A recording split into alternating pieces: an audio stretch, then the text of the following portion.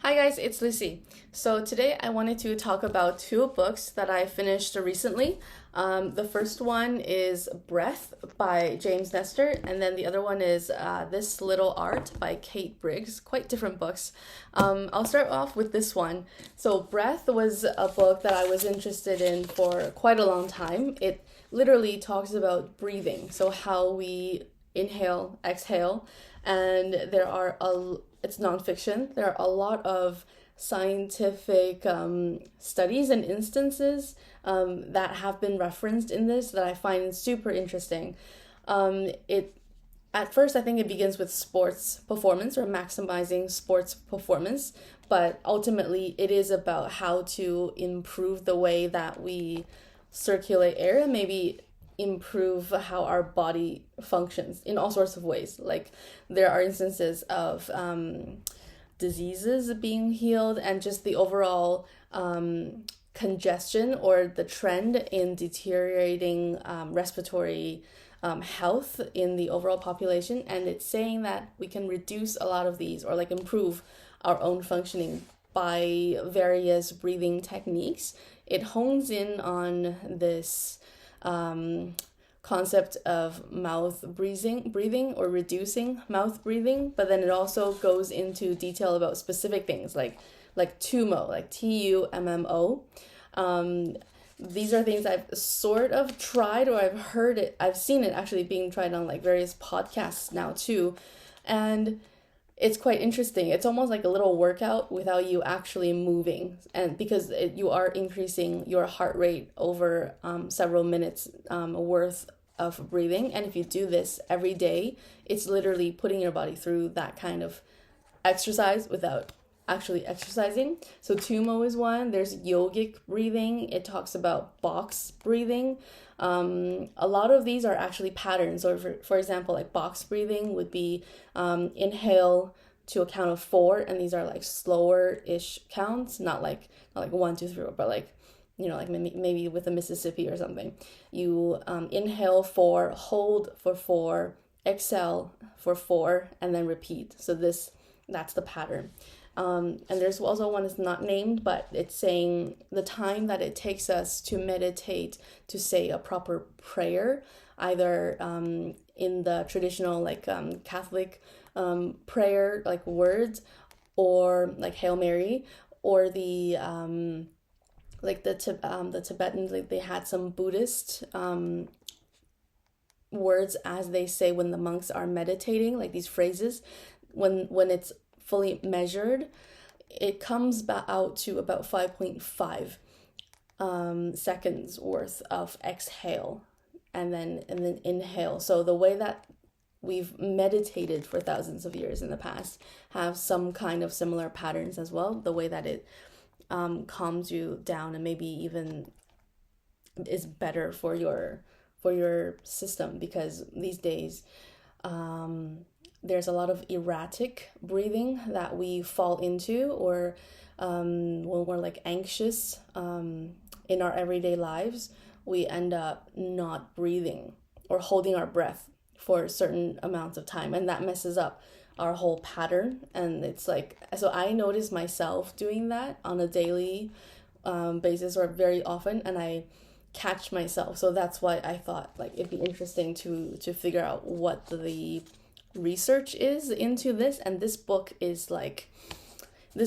been so popular. I even heard on the radio one day about like this idea of like mouth breathing. So it's made its way somehow into pop culture as well. It's supposed to reduce snoring if you could train yourself to like close your mouth, but I think that's a whole nother thing. It also talks about that in the book as well.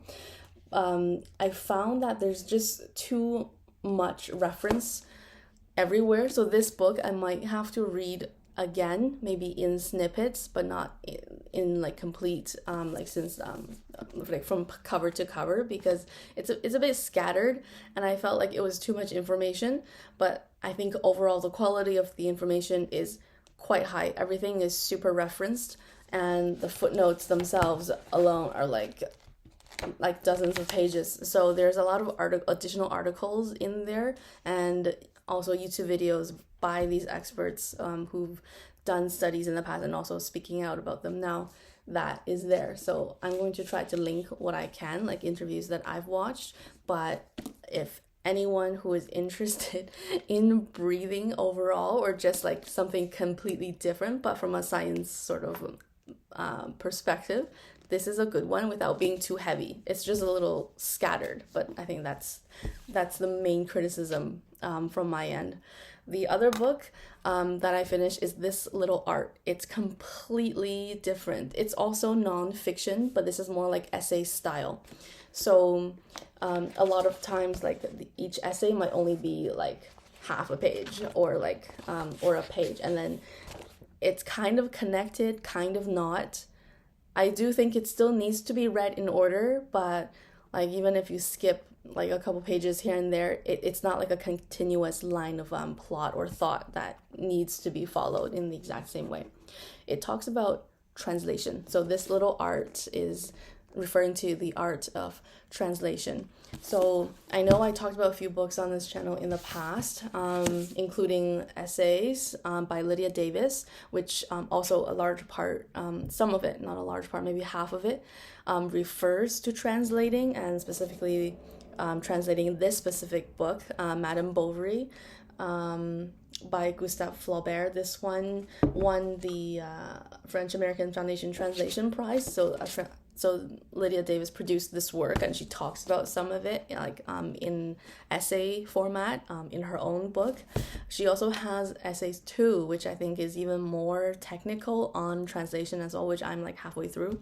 So that's it. It's a technical thing to be interested in, especially if you're like me, like you speak multiple languages and you often see that a lot of things are lost in translation or not translated fully or properly, that there are really gaps in understanding that cannot be so easily bridged in every day. But that's what makes like the paper translations like such a thing of such interest for me, because I do think it's an art, but at the same time it's super technical. So that's an idea that I found like that really resonated with me in Kate Briggs's, her own, like she's a translator herself, like her own reflections. So from like a pure pop culture perspective, for anyone who really likes R.F. Kuang's new book, this is all about the magic, like the fantasized like version of magic in translations. So anyway, for like this theme fits this whole translation theme really well, but just in like a more edible a more edible like fantasy format.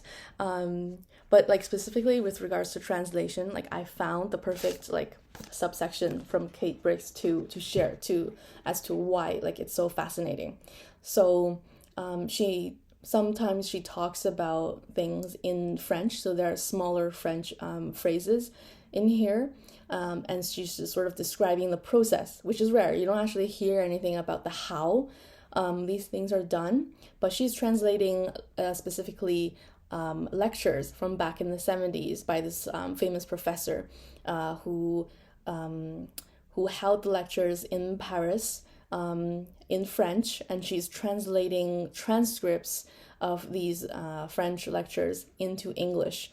And this is supposed to be a sort of like a technical teaching sort of material for anyone who wants to know how this professor had taught translations.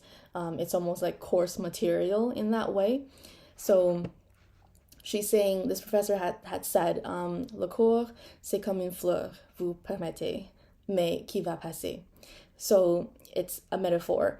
And she's saying just that middle phrase, vous permettez, it's such a small phrase. It doesn't actually mean, it's not actually part of the metaphor where he's comparing les cours, like the lessons, is like a flower, c'est comme une fleur, mais qui va passer. He just stuck vous permettez. It's kind of like when we say, like, like something in the middle. So, and she's saying she's looking at this and she's trying to translate that middle part, vous permettez. And she's saying none of the things that she can think of really fits. So she's listed them. She's saying it could be like if you will, or if you allow me, or if I may, or indulge me on this, or as it were, or so to speak. Like this is this is so beyond me. Like all these options that could kind of substitute vous permettez, and she's saying with their varying degrees of self-conscious and knowing self-awareness, none of these feel quite open or inviting enough, and quite unaffected or non-arrogant enough. So in her translator mind, none of these phrases fit because they are too self-conscious or not self-conscious enough, or too self-aware, like not self-aware enough. None of it is open or inviting enough for what this phrase vous permettez actually communicates, between her English mind and French mind, like who is reading this. This is just super detailed but super fascinating, I think, to have a view into this kind of thinking and how she sees translation. And she quotes Lydia Davis as well, some of her words or comments about translation. So that's cool because like some of it is in here. And she does reference Madame Bovary, which, because of the publicity, I think, of winning the prize, is sort of like a new landmark work sort of in this field. So she mentions a lot of other translated works in the past as well, but what really stuck out to me, like besides some of these technical little sections that are really cool and fun to read, is the fact that she says a lot of the translations in the past were done by accident. There is just such a lack in talent in this field that a lot of works don't get translated. And whatever does get translated, it's usually someone just taking it up and feeling some sort of passion towards it, that they want to spend the time with it, and the fact that they've just taken it upon themselves to write it. And then having had the luck to had it published, like it's just also random sounding, like translations as accidents, but some of these accidents have made works like Thomas Mann's, I forget what exactly piece of work it was, but that novel that really like brought the work out of the German original and made him such a giant in English literature. And a lot of these examples are things having been translated into English. But she does at the same time say, and I totally agree, that we need more translations from languages, from non-Western culture languages, because that gap is the bridge to understanding culture more than anything else. And I think I see the trend in more and more Japanese works being published in English, and there is definitely more acceptance towards Japanese culture now in the West. And I think these novels that have been translated are a huge part of that. And if we could have that trend across so many of the other cultures that are producing key works that translate, the sentiments, the cultural sentiments, like that would be amazing to read. Because just looking at the English reading market, it's so much of the same most of the time that it changes the whole game, I think, for readers, for myself. So it's quite selfish that I see this as a priority maybe for the industry. Some of the other things that struck me is, of course, the whole feminist thing. A lot of the translators were women, and a lot of the times the works that they've taken upon themselves to read were criticized in such a way. And I feel like Kate Briggs dealt with like the criticism not in like the best way, because she kept pointing to keeping a view of the whole picture and neglecting like the smaller mistakes. But some of the smaller mistakes that like there was one that was an example of embrasser, which is like to hug or embrace, but it was by accident, like an error mistake, translated to be embarrassed about. So like mistakes like that, they should be edited. I feel like there's no way to excuse the minor things that like critics often do point out on an individual basis, and it seems to take away from the whole effort, where there is a lot of art, and an attempt to preserve the original, despite a lot of times like omitting or changing, I think, parts of this and that. So like all of this is quite controversial from a literary perspective, and so much of it is like critical judgment, that it's just one of those things that I think that add more spark, or fun to this process. But yes, it does make it quite controversial and annoying to deal with, I can imagine, actually. Yeah, so there's a lot of nuances. It raises the question of like, can literature be taught, especially from a cross language perspective? Like, what does it really mean? And there's this difference between actual bilingualism and translation, because as a translator, it's not a science. You're still rewriting the whole thing, and there was this idea that as a translator, you are so intimately involved because you are touching each and every single word and sentence and holding it in your mind, and then reforming it, that there is such intimacy in having rewritten the same thing as the author, and this is such like a one-sided relationship. So I found that quite an interesting idea from just a theory perspective, because there isn't really anything else that compares besides perhaps only like the reader writer relationship. Like if I'm reading a novel and I'm the reader, I am beholding the exact same words, but as a back the other way, the loop of being a reader but rewriting it, that's like the translator, the additional aspect of it, like a whole level up. So I don't know, this book makes me excited. If you're into translation, obviously, I think this is a very good collection of just short musings, essays, some history, and context into the whole process itself. Let me know what you guys are reading, and have a good day. Bye, guys.